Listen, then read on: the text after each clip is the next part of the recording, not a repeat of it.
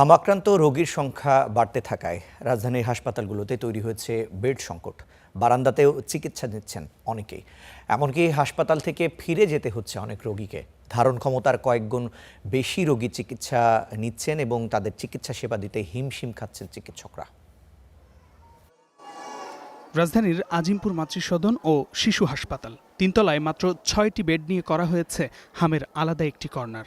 প্রতিনিয়ত এখানে হামের রোগীরা আসছেন, শয্যা না পেয়ে ফেরত যাচ্ছেন অনেকে। বাসায় বসে ছিল না, মানে হয়তো বাসায় ছিল, উঠে না, এখানে আসার পরে ধরা পড়ছে। বুঝতে পারি না, পরে এই জায়গায় নিয়ে আসছি, পরে তারপরে ওই যে ডাক্তাররা বলতেছে যে ওরা হামের সমস্যা।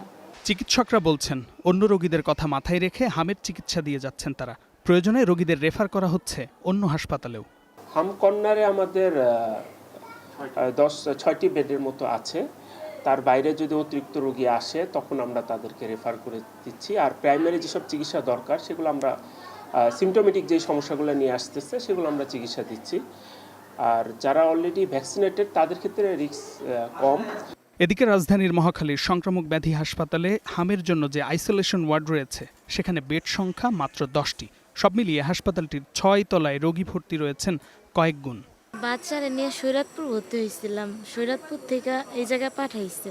এই পর্যন্ত হাসপাতালে হাম রোগটা ভালো হয়েছে, আবার ঠান্ডার থেকে নিউমোনিয়া হয়ে গেছে, নিউমোনিয়ার চিকিৎসালয় হাসপাতাল ভিতরে জায়গা পাই না, আসলে পর্যাপ্ত পরিমাণ জায়গা নাই, প্রচুর হাসপাতালে পেশেন্ট আসছে।